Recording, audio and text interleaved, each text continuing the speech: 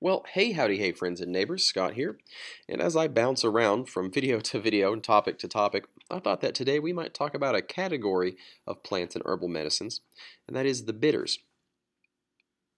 Now, plants, of course, can fall into multiple categories, so if I mention a plant here as being a bitter, that doesn't mean that it can't also be something else. So, bitters are all about the taste. There's nothing special, as far as I'm aware, about the chemicals themselves, except for the fact that they provoke the bitter taste receptors on our tongue, and they can be triggered by a variety of molecules. Some bitters are stronger, some bitters are milder.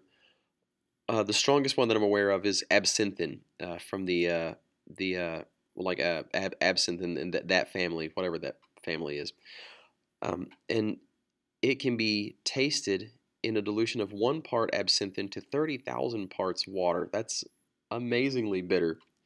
But what happens is your tongue sends a signal to your brain that you're getting some bitter food, and then your brain will coordinate with your digestive system to make these medicinal properties start happening.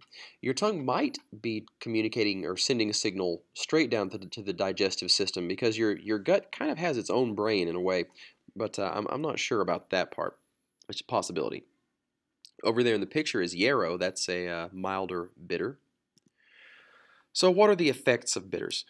One is they can stimulate the appetite, and I guess if you're trying to lose weight, you may not want to stimulate the appetite. But if you have someone that's underweight or someone that's recovering from a long illness or pregnancy or childbirth or maybe a surgery or they need to convalesce and rest, regain strength, bitters can help them desire to take in more food. Also, one of the things they're probably the best known for is they stimulate digestive fluids. When you get that bitter taste, you start to secrete more saliva, more stomach acid, and it helps you correctly, efficiently digest your food, which then helps you absorb the nutrients better. Um, and you might want to take a bitter before you eat, like maybe eat a dandelion leaf, 15 minutes or a half hour before you eat, so that your body is ready to process a real heavy, digestion intensive meal. It can help to prevent indigestion, right? Or sometimes as we age, our everything kind of dries up, right? So our digestive fluids don't secrete quite like they did when we were kids, and when we get indigestion easier. So you may want a digestive fluid stimulant by eating something bitter before you eat. They can also increase the bile flow in the liver and stimulate a liver detox, and that's really good because quite a lot of ills could be traced back to an overburdened liver, especially in the the Western or American lifestyle, where we're exposed to a lot of chemicals and shampoos and makeups and air fresheners and deodorants, and then we eat a lot of junk, just processed junk, and then we say, liver, you just take care of that. Quit whining, quit complaining, just take care of that. And the liver just gets overtaxed, and when the liver gets backed up and under the weather, you start having a lot of problems because correct liver function is absolutely essential for life. So bitters can help to detox the liver to get it cleared out so that it can, process things correctly again and get the toxins out of your body. Um, and you can see here I've put coffee as an example after a meal, because coffee is just kind of nice. A lot of people like coffee, and that's a good excuse to drink a glass of coffee. Just say it's a little liver detox. Bitters can also help to regulate the secretion of your pancreatic hormone. That can help you. That can help you with blood sugar issues. But if you're a diabetic, I'm not saying that you should not take bitters for a diabetic issue. Just that you should use caution, and you should probably talk to a trained herbalist that you can talk to about your specific case, and that can get to know the details of of your life and your condition there, rather than just throwing some bitters down haphazardly.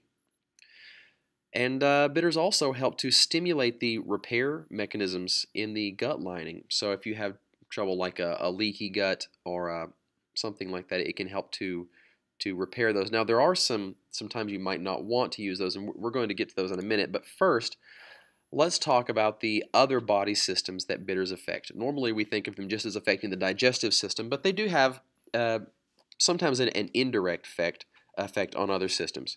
For example, the cardiovascular system.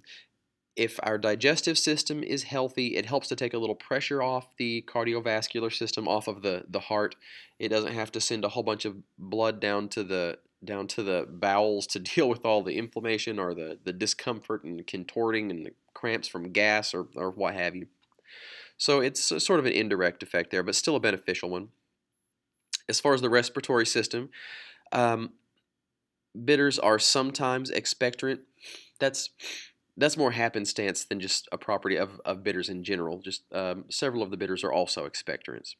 So if you find a bitter that's also an expectorant, you could capitalize on that if you want to improve your digestion and clear up your lungs. For the reproductive system, bitters can sometimes delay menstruation, and they could also cause cramping. Generally, you want to avoid bitters during pregnancy. And I'm not saying that you can't have a cup of coffee or you can't have any bitter foods whatsoever, because a lot of plants are slightly bitter. Uh, but you should be aware and use some caution. Use them in food amounts, not in medicinal quantities, maybe not all that frequently. And if you're not sure, talk to an herbalist that you can confer with about your own particular case there. Bitters are indirectly beneficial to the musculoskeletal system because they help you absorb nutrients by getting your digestion all in order. And if you absorb more nutrients, then it can go to your bones, it can go to your muscles and your tendons, and just help build you up.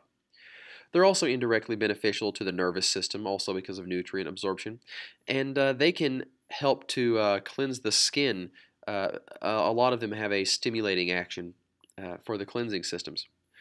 Now, as I said before, there are some reasons you might not want to take bitters. One we've covered is pregnancy, because it can cause some cramping, and anything that messes with that, we don't want to put the baby under stress or the mommy under stress, because they stimulate your body to secrete juices. If you have a kidney stone or a gallbladder problem, you probably don't want to to get those things really amped up and ready to secrete juices, because it can put a lot of pressure or strain on them. You never know; it may just flush that kidney stone right out, but it probably won't be any fun. Um, oh, the reflux disease. Yeah, if you have if you have indigestion, then a bitter is good to take before you eat, because you get the stomach acid in, and then as you eat, that stomach acid can chew up the food for you, and you can pass it on through. If you already have damage from the reflux disease, you don't want more stomach acid. You need to heal that up first, and then you can work on balancing your stomach acids and digestive juices. But you've got to take care of that before you start pumping more digestive fluids that are going to leak up and burn your esophagus. That's no good. Hernia also, we have part of the intestine poking through that muscle wall there.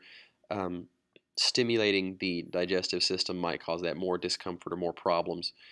Gastritis, peptic ulcer. Oh yeah, if you have an ulcer, boy, the last thing you want is a whole bunch more stomach acid eaten at that thing. But assuming you've got none of those problems, let's look at some of the bitter herbs. Here's a list here. I won't read through all of these because you can see them, but yarrow is a nice mild one. Wormwood, mugwort, any of these. Dandelion at the end of the list there. That's a really popular bitter, and it grows just about everywhere. That chamomile, by the way, that is let's see, Matricaria. That's the Roman chamomile, unless I might have them backwards. I think that's the Roman chamomile.